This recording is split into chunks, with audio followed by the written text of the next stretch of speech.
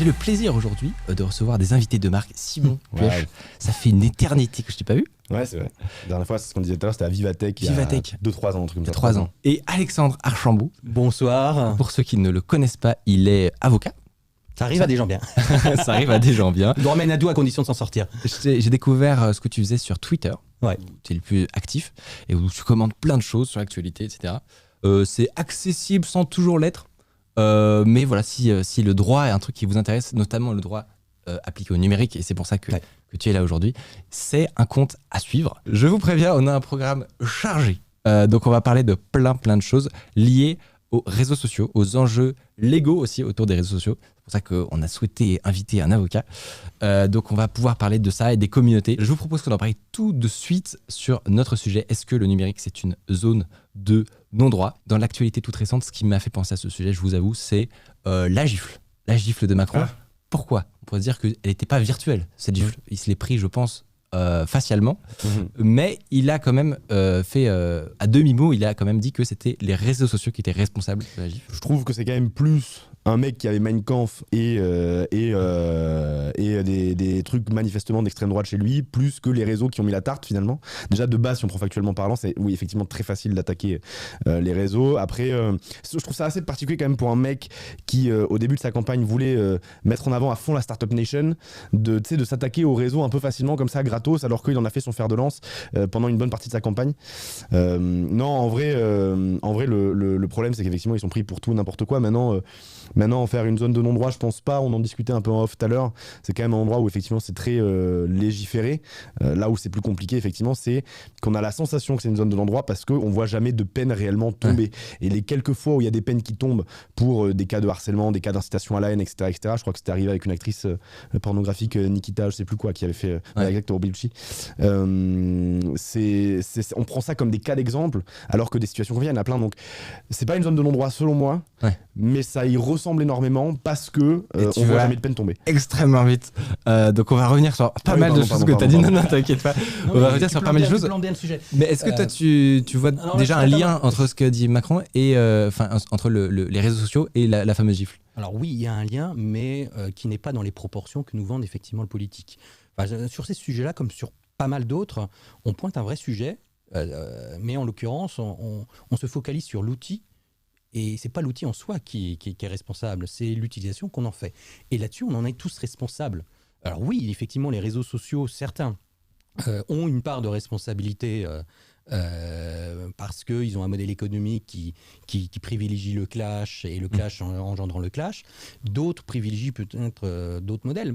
Mais c'est avant tout une question d'éducation. Et ça, sur lequel la responsabilité des pouvoirs publics est immense. Nous autres professionnels du numérique, ça fait 20 ans qu'on dit attention, le numérique, je veux dire, prenons l'exemple des enfants, on les lâche dans la ville, on les emmène quand même à l'éducation routière pour qu'ils regardent à gauche et à droite avant de traverser, parce que c'est pas la faute des voitures, c'est la faute des conducteurs, ou c'est la faute, voilà. Mais donc on n'est pas venu incriminer les voitures en disant voilà, simplement oui, on a fait des normes de sécurité, comme tu disais, on a légiféré, mais c'est un ensemble global. Pour le numérique et les réseaux, c'est exactement pareil. Et à force de trop taper sur les réseaux, qui effectivement ont une part de responsabilité derrière tout ça, on développera peut-être, mais on a l'impression qu'on va regarder, alors qu'on montre la Lune, on est en train de regarder le doigt. Et on passe à côté des vrais sujets que sont les moyens qu'on consacre en tant que politique publique à la prévention, qui est essentielle sur ces sujets-là, la prévention, l'éducation, la sensibilisation, parce que nous, ce qu'on voit, ce que font mes confrères qui interviennent en pénal sur ces sujets de harcèlement numérique, 9 fois sur 10, c'est des gamins et des gamines sur lesquels ils n'ont eu aucune sensibilisation. Et donc, filer le numérique à un gamin et une gamine sans discuter des usages, ce que font d'ailleurs beaucoup de parents lorsque arrive le rite initiatique de l'entrée au collège, on met un portable, c'est une grenade dégoupillée. Parce que le portable, c'est plus qu'un truc qui sert à téléphoner, c'est quelque chose qui peut espionner l'intimité, etc. Donc là aussi, c'est une question d'éducation aux usages et aussi une responsabilité qui est immense de la sphère publique qui ne consacre pas les moyens nécessaires à la prévention. Plusieurs types de politiques, par exemple le harcèlement, le respect de l'altérité, etc. Et aussi, comme tu disais très justement, il n'y a pas d'impunité. Il n'y a pas de zone de non-droit, mais il y a un véritable sentiment d'impunité qui, lui, effectivement, est réel. Il y a un truc qui est dit par rapport à ça, justement, souvent, c'est cette histoire d'anonymat. Ça remonte régulièrement. C'est en Il n'y a gros. pas d'anonymat. Voilà, bah, c'est la question que j'allais poser. Est-ce que vous avez la sensation t'as l'impression d'être anonyme, toi, quand tu moi, fais ça écoute, ma chaîne s'appelle Simon Puech, Oui. c'est un peu compliqué. Tu l'as choisi dès le début, ça? Non, c'était. Alors, quand j'ai changé mon nom de chaîne, oui. Ouais. Mais si tu veux, je savais que dans tous les cas, ça allait vite être découvert qui j'étais, tu vois. À moins d'être le règlement qui sécurise tout de A à Z ou machin. Généralement, toi, toute la moitié de tes abonnés doivent savoir ton prénom ou pas loin, tu vois. Donc, bon, voilà, après. Parce qu'il y a une fonction purement de sécurité, de vouloir protéger son identité. Il y a aussi une question parfois de créer un personnage. Oui, tu vois. bien sûr. Tout à fait. C'est pour Pas ça tous qu'en les mêmes je pense que problématiques, là-dessus, ouais. Le débat, notamment par les politiques, est très mal posé.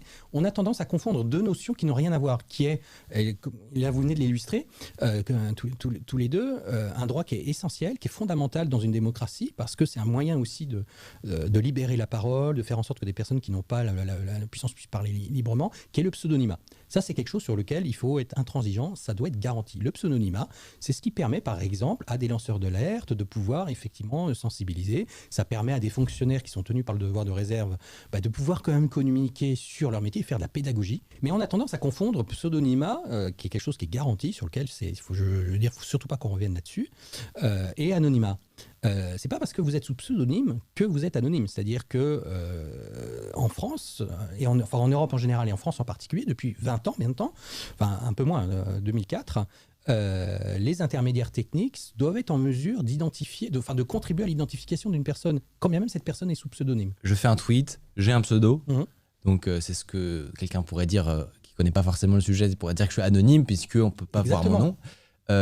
Qu'est-ce qui se passe très techniquement dans les coulisses pour permettre ce non-anonymat du coup? Alors déjà, techniquement, si tu ouvres un compte Twitter, même sous un pseudo, déjà d'une part, tu n'es pas obligé de donner ton identité réelle, c'est plutôt une bonne chose. T'as l'IP, j'imagine. Voilà, c'est-à-dire que déjà, si tu ouvres un compte, ils vont te demander ton numéro de téléphone pour t'envoyer le code de vérification. Ouais. Donc si tu rentres un faux numéro, ça sera quelqu'un d'autre qui recevra le code de vérification. Alors peut-être, je dis pas que c'est impossible, mais ça complique un peu le truc. Et donc résultat, tu pourras pas verrouiller, tu pourras pas activer ton compte. Donc très vite, tu vas plus pouvoir poster. Autre élément aussi, la loi impose en Europe et en France à ce que toute personne qui publie du contenu, et du contenu, c'est un tweet, c'est un like sur Facebook, c'est ce genre de choses, doivent conserver les données techniques. Les données techniques, c'est l'adresse IP. Et l'adresse IP, par définition, elle est unique. C'est comme une plaque d'immatriculation sur Internet, c'est-à-dire c'est le même principe que pour les voitures. C'est-à-dire que je n'ai pas mon nom de famille sur ma voiture. Par contre, si j'ai le pied un peu lourd, je me fais flasher et 10 jours après, je reçois la petite photo. J'ai mon pseudonymat qui est garanti via la plaque d'immatriculation. Je n'ai pas besoin de mettre mon identité réelle. Ouais. C'est mon droit le plus élémentaire. Par contre, si je fais des bêtises avec, on me retrouve. Sur le numérique, c'est exactement ça. Tu as mentionné deux trucs intéressants, c'est l'IP et le numéro de téléphone. Ça, en tant que tel, on pourrait se dire que c'est pas un nom, quoi. Il y a pas c'est pas un numéro de carte d'identité que posséderait l'État. C'est des genres de données intermédiaires. Comment ça se passe? Il y a des étapes supplémentaires, j'imagine. C'est des données personnelles, c'est-à-dire qu'effectivement, c'est des données indirectement personnelles. C'est-à-dire que, sauf à état omniscient, tu peux pas savoir. L'État n'a pas une base de données dans ses fichiers. Voilà. Mais bon, 90% des gens s'amusent pas à trafiquer leur IP ou avoir un téléphone à carte prépayée dans le but d'aller troller sur Internet. Oui, c'est ça. Mais ce que je veux dire, c'est que l'État n'a pas une base de données. Une base de données qui est chez les opérateurs, chez Twitter, chez Facebook, etc. Et donc, il y a une collaboration de ces différents acteurs-là. Alors toi, tu étais chez Free, justement. Oui. Est-ce que tu as vu un peu dans ma précédente vie, oui, effectivement, je passais mon temps à répondre à des réquisitions judiciaires. En France, vous avez pas loin de 2 500 000 réquisitions judiciaires qui sont adressées aux acteurs du numérique, donc les opérateurs, les FAI, qu'ils soient fixes ou mobiles, et les acteurs du numérique, donc les plateformes. 2 500 000, ça en fait pas loin de 7 000 par jour. C'est quand même quelque chose. Pour revenir juste sur la question première, est-ce que c'est la faute des réseaux sociaux? Et pour revenir sur cette question d'anonymat, quoi qu'il arrive, je pense pas que l'anonymat règle quoi que ce soit, parce qu'il y a aussi cet effet sur les réseaux à vouloir se regrouper en tant que groupe. Sur Twitter, tu peux avoir des drapeaux, des emojis, etc., etc. Donc l'anonymat en soi, je pense pas que... Enfin, les gens savent que si... j'espère que si jamais la législation essaie de te retrouver, ils ont 1000 et une pistes pour le faire, tu vois. Donc quand il dit il faut en finir, c'est ça, ou il faut le conserver? Je crois qu'il faut en finir. Bien sûr. Ça n'existe déjà pas concrètement, tu vois ce que je veux dire? C'est ça que je veux dire. Il faut en revanche le conserver, comme tu le disais, à l'échelle d'individu à individu. C'est-à-dire que si demain, effectivement, j'insulte ou je me fais insulter par un mec sur Twitter, concrètement, je peux pas, en cliquant, faisant 2 clics, retrouver son adresse, et si je fous, aller devant chez lui, le tabasser, tu vois, ça c'est non. Effectivement, dans ce sens-là, il faut absolument le conserver. Dans le sens, il faut le détruire, ça n'existe déjà pas techniquement aux yeux de l'État français, donc je sais pas. Et aussi, ce qu'il faut retenir, c'est que aussi le pseudonymat, enfin là, pas plus tard qu'avant-hier, j'intervenais dans des écoles pour sensibiliser les futurs collégiens. C'était la vidéo que j'avais faite. Voilà, les futurs collégiens aux bonnes pratiques sur le numérique. On passe notre temps à dire aux futurs utilisateurs du numérique, notamment quand ils sont mineurs, n'y allez pas sous votre véritable identité, parce que votre identité, elle va vous poursuivre toute votre vie. Alors que si vous êtes sous pseudo, au moins, oui, vous grillerez un pseudo si jamais ça part dans le décor, mais au moins votre identité sera préservée. Et je trouve que ce discours consistant à taper sur l'anonymat, qui d'ailleurs n'existe pas, est totalement irresponsable pour les personnes qui n'ont pas la chance d'avoir qui sont pas puissants, qui n'ont pas des gardes du corps pour les protéger, etc. Par exemple, les victimes de harcèlement, c'est quand même le pseudonymat qui leur permet un petit peu de faire suivre. Est-ce que tu pourrais nous faire le schéma de moi, si je signale un tweet, par exemple, où dessus il y a du contenu, on va dire, illégal, qu'est-ce qui se passe je le signale à l'État déjà, je le signale à la plateforme, et après, c'est quoi le chemin, étape par étape, pour à la fin qu'il y ait peut-être une condamnation? C'est la maison qui rend fou, quoi, et le formulaire à 38 bis. En tout cas, quand c'est la France, c'est ça qui est dramatique. Enfin, on en rigole, mais moi, je me mets à la place des victimes, c'est tout sauf rageant. Parce que ce que les victimes retiennent, notamment les jeunes filles qui se font harceler en ligne, c'est une impunité. Et l'État ne fait rien, ou les plateformes ne font rien, alors qu'on est sur une somme d'inefficacité. Enfin, pour revenir à ta question, alors si tu es confronté à du contenu qui est illicite, à deux façons. Soit tu le signales à la plateforme, ou soit tu le signales à une plateforme qui s'appelle Pharos, qui est gérée par le ministère de l'Intérieur, qui permet effectivement de centraliser. C'est nouveau ça, ouais. Je te vois. J'ai jamais entendu parler de ça, moi. C'est nouveau, ouais. Voilà, donc tu vois, globalement, les pouvoirs publics ont un outil, mais ne sont pas super doués pour le marketing là-dessus. Alors que sur d'autres sujets, je pense notamment à la vaccination, quand on voit les dernières vidéos, il y a quand même des choses assez sympathiques. Il faudrait que quelqu'un mette une gifle à Flarousse. L'État, malheureusement, sur ces sujets, enfin, je veux dire, la justice, le droit, c'est un fondement c'est un pilier d'une démocratie. C'est quelque chose on fait du droit chaque jour sans s'en rendre compte. Et la justice. Pharos, ou alors signalement de la plateforme. C'est quoi la différence? L'avantage de Pharos, c'est que déjà d'une part, ce sont des policiers et des gendarmes qui sont spécifiquement formés au contenu numérique. Ouais. Qui ont la connaissance du droit français et donc ils vont pouvoir l'apprécier par rapport au contexte. Là où Twitter, si on prend Twitter par exemple, Twitter, la France, c'est 2 ou 3% de ses utilisateurs. Donc dit autrement, Twitter, un peu moins, quoi, non ? Je sais pas. Et Twitter est présent dans 150, 160 pays. Donc autant dire que c'est la France, ou même si effectivement c'est un pays, le phare de la liberté, tout ce que tu veux, mais c'est pas nécessairement le centre de gravité Twitter. En plus, accessoirement, c'est pas un des meilleurs acteurs par rapport à d'autres en matière de modération et d'analyse des contenus. Ah bon, je m'y attendais. Voilà. Twitter, comment ça? C'est fou ça. Non, mais voilà, parce que là aussi, peut-être qu'on reviendra, mais la modération chez ces acteurs-là, comme le modèle économique, il est ce qu'il est. Il n'y a pas vraiment d'efficacité, où on a tendance à faire un excès de confiance dans des outils automatiques qui effectivement sont peut-être très doués sur certains sujets, mais qui n'ont pas la finesse d'analyse liée au contexte. Donc, ce qui fait que ça explique pourquoi. J'ai une question pour revenir à ça. Du coup, selon toi, parce que maintenant que j'apprends l'existence de Pharos, là, on parlait quand j'ai été un peu vite au début, on parlait du fait qu'il y a un sentiment d'impunité qui vient du fait que si jamais tu vas voir des policiers et tu leur dis, voilà, je me fais harceler sur Internet, ils vont te dire, vous êtes bien sympa. Vous l'avez un peu provoqué. Au-delà de ça, même, je pense que pas forcément partout, mais ils vont commencer, ou en tout cas maintenant ils disent, et j'ai encore lu un truc de Marie Coulès, c'est une Instagrammeuse / YouTubeuse qui en parlait tout à l'heure sur Instagram. Il y a un sentiment ils vont te dire, ok, vous voulez qu'on fasse quoi? Donc, est-ce que selon toi aujourd'hui, c'est plus intéressant quand tu es dans une situation de harcèlement insupportable, d'aller voir des policiers qui, allez, t'as peut-être 20% de chances qu'ils te disent ok, on va essayer de faire un truc, ou de bombarder sur Pharos? C'est quoi le plus avec le plus de résultats? C'est quoi qu'il faut faire? Pharos n'est pas là pour régler des cas individuels. Et voilà, Pharos est là c'est en fait un immense thermomètre sur des cas très problématiques qui peuvent devenir viraux. Typiquement une vidéo d'un viol qui se balade où tout le monde voilà, c'est-à-dire qu'il y a sur les réseaux comme ailleurs, il y a un effet de voyeurisme et il y a beaucoup de gens qui se scandalisent contre la vidéo mais qui trouvent rien de plus intelligent que de la balancer, contribuant à l'aggravation du préjudice de la victime. Mettez-vous à la place de la victime, même si effectivement les gens au départ se scandalisent à juste titre de ce qui lui arrive, mais elle n'a peut-être pas nécessairement envie de voir ces images dégradantes continuer à circuler. Donc Pharos effectivement est là pour pouvoir centraliser tout ça, et ils ont un canal direct avec les plateformes pour dire écoute, tu retires. Le problème, c'est que là aussi, Pharos peut se faire hacker. Puisque, une nouvelle fois... C'est sans fin. Oui, c'est sans fin cette histoire, parce que on le voit très bien, comme c'est déjà le cas sur Twitter, où il y a une grande partie de raids numériques, on fait des vraies fausses... des campagnes de signalement massif parce que comme ça va affoler les algorithmes, et qui donc, voyant un afflux de signalements, vont dire « Oh là, s'il y a des signalements, ça veut dire que c'est un méchant, donc pouf, je suspends, et puis s'il râle, je regarderai. » Déjà, d'une part, Pharos, c'est pas un truc qui tourne 24 heures sur 24. Oui. J'adore ce truc. Oui. Ah ouais, donc ouais, non, mais elle va Non, enfin, non, rendez l'argent, non, quoi. ça va passer en 24 heures sur 24, mais ils ont. J'adore. C'est infernal. Ça y est, non, mais justement parce que effectivement les réseaux tournent la nuit, quoi. Enfin, voilà. Bah oui. Mais ça, ils ont enfin percuté qu'il fallait que ça tourne 24 heures sur 24, mais on n'est pas encore au rendez-vous en termes de staffing là-dessus. Enfin, il y a un véritable problème de moyens consacrés à l'action de la sphère publique là-dessus. Le Trésor, Trésor public, dans le cadre des Gilets jaunes, s'est livré à l'exercice de pédagogie. C'est plutôt une bonne chose de dire, bah tiens, voilà, pour 100 euros d'argent public, combien part la justice ? Enfin, combien vont dans les services publics ? Bah, pour la justice, ils ont été obligés de mettre, ça vous donne une idée, ils ont été obligés de mettre l'échelle à 1000 euros. Ça veut dire que pour la justice, pour 1000 euros d'argent public, il y a 4 euros qui vont à la justice, en intégrant les prisons.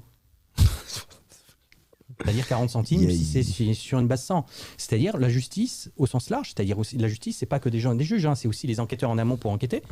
Vite, rapidement et de façon fiable. C'est aussi un suivi socio-judiciaire pour ceux qui sont condamnés, parce que le but du jeu, c'est pas que les gens terminent toute leur vie en prison, mais qu'ils puissent en sortir, et de préférence soigner sans qu'on ait de récidive. On a un taux de récidive qui est 10 fois supérieur aux pays qui mettent le paquet dans leur justice pour la formation, le suivi sociologique. Tu peux nous donner justement d'autres chiffres sur d'autres pays ? Par exemple, si on ramène ça à l'habitant, on a coutume effectivement de bien comparer la France à l'Allemagne, on est bien notamment sur le numérique, ce genre de choses, le budget, voilà. L'Allemagne consacre par habitant pas loin de 140 euros, enfin ils sont à 133, 134 euros, sans les prisons. Hein. Là où la France, avec les prisons, était à 62 euros, mais on vient de passer à 69. Donc on a le ministre qui dit, ouais, regardez, c'est budget historique. Moi non, je ne me satisfais pas quand j'entends un ministre dire budget historique. Pour moi, un budget historique, c'est on reviendrait aux Allemands, et les Allemands qui ne sont pas les meilleurs élèves au niveau européen. Les meilleurs élèves, c'est les pays scandinaves. Là encore aussi, cette approche scandinave de la pédagogie, la réinsertion, c'est un investissement qui est utile, c'est pas une charge. Eux, ils sont à pas loin de 200 euros. Donc on a dit, on collecte les adresses IP. A priori, dès que vous publiez quelque chose chez un hébergeur de contenu, il y a des choses qui sont stockées. Votre adresse IP, on a cette image en tête qu'elle est unique à votre domicile, à votre box si vous êtes chez vous. C'est le cas pour votre box, mais c'est pas le cas si vous êtes sur une carte SIM, où en fait il y a de la mutualisation d'IP, et ensuite il y a des redirections qui se font. Alors du coup, si les petites lettres qui composent Internet sont pas redirigées avec l'IP, il faut une donnée supplémentaire, et donc c'est un port. C'est ça. Ça va, j'ai pas dit de bêtises. C'est ça, c'est exactement ça. Et donc, grâce au port, ça arrive sur votre téléphone, etc. Et donc, en gros, s'il n'y a que l'IP, eh ben, ça correspond à un groupe de personnes. C'est ça. Mais on va pas condamner un groupe de personnes juste parce qu'il y en a un qui a fait un tweet légal. Ou ça veut dire qu'il faut faire des investigations complémentaires là-dessus. Mais il se trouve que comme la justice n'a pas beaucoup de moyens, les officiers de police judiciaire, ils sont passés, ils gèrent de la pénurie, et ils gèrent le dossier, ils vont préférer accorder leur priorité au dossier dans lequel techniquement c'est plus évident. Mettez-vous à la place des victimes. Se dire qu'on est un dommage collatéral. S'il manque le port. Voilà, enfin, je veux dire, c'est une nouvelle terrible. fois, d'autant plus que dans les normes Internet, il y a une RFC qui a été élevée au rang supérieur, donc BCP, c'est-à-dire meilleure pratique. Alors, RFC, Request of Commons, en fait, c'est l'étape de la loi d'Internet. C'est un peu l'équivalent des normes ISO ou AFNOR, etc. Qui dit clairement ce que doit faire lorsqu'il y a une problématique de mutualisation d'IP, et donc qui donne le mode d'emploi. Pour pouvoir retrouver, en disant c'est pas parce que l'IP est mutualisé qu'on ne doit pas retrouver les utilisateurs. Que ça se perd dans la nature, voilà. Et qu'on ne sait plus qui a tweeté quoi. C'est un texte qui date de 2011, donc voilà, qui a 10 ans et qui n'est toujours pas traduit en droit français. Moi, ce qui m'embête beaucoup, c'est quand j'entends des confrères ou des politiques qui disent oui, mais les plateformes ne collaborent pas, c'est-à-dire restent sur le stade du constat sans se poser la question mais pourquoi on en est arrivé là ? Et que le défaut de collaboration de Twitter ou de Facebook, c'est pas tant un défaut délibéré, c'est parce qu'ils n'ont pas l'information. Parce que déjà, d'une part, on ne les a pas saisis efficacement et on ne leur a pas filé les informations qui permettent d'aller identifier. Voilà, parce que là aussi, c'est un grand principe du droit européen et du droit français. Les intermédiaires techniques, quels qu'ils soient, que ce soit votre opérateur, votre FAI ou l'hébergeur ou Twitch, là, qui nous héberge ce soir, n'ont pas d'obligation de surveillance de l'activité de leurs utilisateurs parce que c'est aussi un des fondements même de la liberté d'expression de la démocratie. C'est-à-dire que on doit être libre de ce qu'on dit. Simplement, si on en abuse, on en répond devant un juge. Je vais vous raconter une petite anecdote qui m'est arrivée. Il y a quelques années où j'ai été confronté à ça. Je sais pas, tu as déjà eu des est-ce que tu as déjà eu à signaler un tweet qui parlait de toi ou à aller porter plainte contre quelqu'un? Non. Alors, porter plainte contre quelqu'un, oui. En rapport au numérique, jamais. Je laisse tout courir parce que j'en ai vraiment strictement rien à carrer. Mais j'ai jamais. Mais c'est potentiellement parce que tu n'as pas été encore confronté à une situation où tu aurais j'ai vraiment besoin de. Bons relous. Hein. Ouais. J'ai eu des bons relous. Bon, c'est de notoriété publique que je suis quand même politiquement plus à gauche qu'à droite. Des mecs de bonne grosse droite qui ont été me faire chier. Alors, c'est pas un stade d'un Usul, tu vois. Ouais. Mais des mecs qui n'étaient pas alignés avec moi politiquement et qui ont été me taper, il y en a plein. Mais j'en ai absolument rien à carrer. Mais potentiellement, t'as pas eu de. Je vais te raconter mon anecdote. Vas-y, donne l'anecdote parce que je pense que c'est du gros là. Non, en fait, oui. C'est-à-dire qu'il y a quelques années, au moment où j'ai lancé ma chaîne, je suis tombé sur un gars qui avait une chaîne YouTube qui faisait en gros son concept, c'était de faire du drama, tu vois. À une époque où c'était pas du tout aussi courant. C'était vraiment aujourd'hui les vidéos drama, etc. C'est limite devenu bon enfant, tu vois. Genre le drama, c'est sympa, on aime bien, c'est un peu les gossips, quoi. Alors là, c'était pas ça. Le but, c'était vraiment de créer du contenu dramatique, quoi, sur des personnalités publiques. Sauf que à la différence de, je sais pas moi, un journaliste de tabloïd, tu vois, qui a plein de sources, etc. Est-ce que c'était Max Kaiz? C'était pas Max Kaiz, non. Mais à la différence de ces gens-là qui ont plein de sources, etc., et qui peuvent faire du ragotage et tout, lui, le pauvre gars était tout seul, tu vois, et donc il s'est dit, bon, c'est un bon moyen de faire des vues, mais j'ai pas de matière, quoi, j'ai rien à raconter d'exclusif sur des gens connus et tout. Et du coup, il montait des dossiers de toutes pièces. Vraiment de rien. C'est-à-dire que il te faisait dire des trucs que t'avais jamais dit. C'était très fort. Honnêtement, d'un point de vue du storytelling et tout, c'était vraiment fort. Okay. Parce que à partir d'une nuée de petits trucs, quand tu la personne concernée et que tu regardais la vidéo, tu disais mais quoi, mais t'as fumé quoi? Et en fait, quand t'étais une personne extérieure, ça paraît crédible. Ouais, c'était crédible. C'est une histoire bien montée, etc. Avec plein de choses qui se recoupent et tout. Et alors, honnêtement, je suis vraiment honnête, je me souviens plus exactement ce qu'il avait dit, je crois. Mais c'était genre, Micode est-il raciste ou un truc comme ça. Et il avait fait un parallèle avec un compte qu'il avait trouvé sur jeuxvideo.com qui avait qui avait publié un portfolio que j'avais fait quand j'étais petit avec un complément. Et donc, ça voulait dire que c'était moi parce que je faisais de l'autopromo, tu vois. Enfin, bref, je me rappelle plus des détails exactement. Mais comme ça, un truc monté en épingle. Et là, honnêtement, j'ai passé des choses, mais clairement, il dépassait une borne, tu vois. Et donc, je me suis dit, je vais faire les choses bien, ça va m'apprendre quelque chose, tu vois. Je vais aller au commissariat, je vais aller déposer une plainte contre X, etc. C'était en quelle année? C'était en 2017. Ah ouais, c'est-à-dire pratiquement presque la préhistoire à l'échelle de Internet et surtout de la prise en compte de ces sujets-là par la police. Mais raconte-nous. Justement, ça finit un peu en queue de poisson. Alors, il a jamais été trouvé, etc. Mais il y avait une histoire comme quoi aussi il m'avait appelé, me laissé des messages avec des menaces, etc. En mode on a des dossiers sur toi et tout. J'ai littéralement rien fait dans ma vie, tu vois. Et du coup, là où c'est rigolo, la fin de cette histoire, c'est que je me suis foiré dans mon dépôt de plainte et je me suis emmêlé les pinceaux et j'ai donné un numéro. Je pensais que c'était le numéro de la personne en question, du diffameur, je sais pas comment dire. Et genre 2 mois, enfin longtemps plus tard, parce qu'on sait ça prend longtemps, il y a moi ainsi que ma sœur qui reçoivent une convocation au commissariat. Alors t'as compris tout de suite, t'as pas compris. T'as donné le numéro de ta sœur. T'as donné le numéro de ma sœur. Qu'est-ce que c'est que cette connerie? Elle a pas aimé. Elle a pas aimé l'expérience. Les enquêtes sont à charge et à décharge. Quoi. Mais voilà. Tu m'as fait penser à un truc avec. Vas-y. Allez, non mais c'est fini en fait parce qu'on allait au commissariat tous les deux, on a dit bah en fait non, c'est ma soeur a priori à part si la nuit elle fait des vidéos où elle change de voix. Mon frère.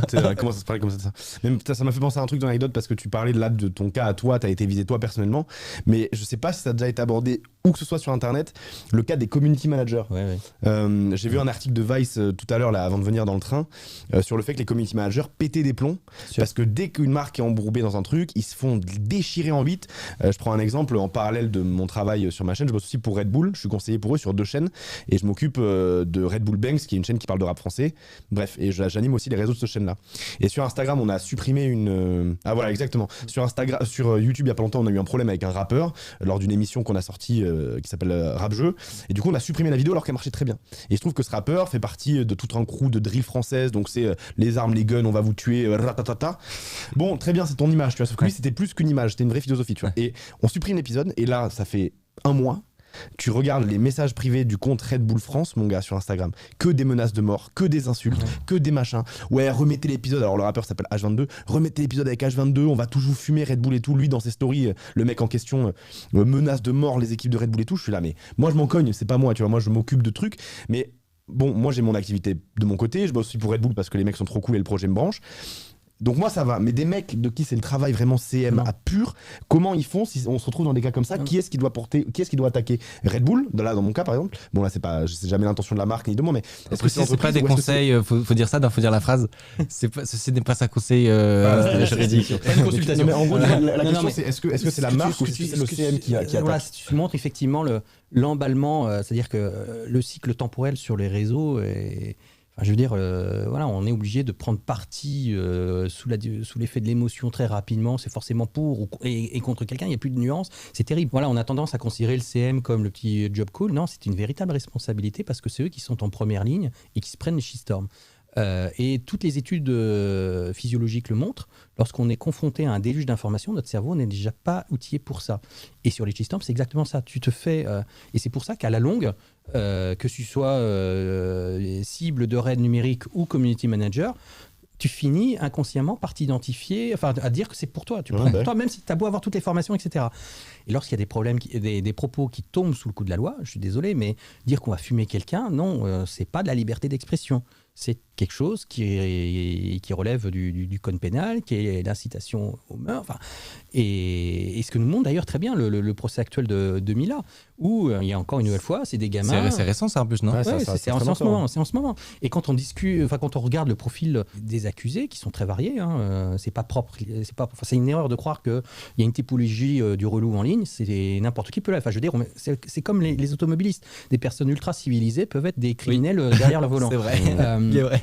Sur le numérique, c'est ça, d'où l'intérêt effectivement de faire de la sensibilisation en disant que oui, vous avez le droit d'être en colère, vous avez le droit de le penser, mais non, on va pas fumer quelqu'un parce qu'il se comporte... Enfin, et donc voilà, mais ce n'est que depuis très récemment qu'on a enfin un parquet spécialisé sur le numérique là-dessus. Et donc, le procès Mila est le premier résultat d'enquête de ce parquet numérique. Mais une fois qu'on a dit ça, c'est bien, mais une nouvelle fois, l'État, la puissance publique n'est pas venue staffer le parquet numérique français. Parquet numérique français, c'est 3 personnes. Non, un peu plus. 6 magistrats. En temps plein. Donc ça veut dire c'est même pas une blague. C'est 6 magistrats, mais en temps plein. C'est-à-dire qu'il y en a 3 parce qu'effectivement, il faut qu'ils soient de permanence, les vacances, etc. Pour donner un ordre d'idée, je reprends encore mon exemple des Allemands. En Allemagne, à Berlin, ils sont 130, 140.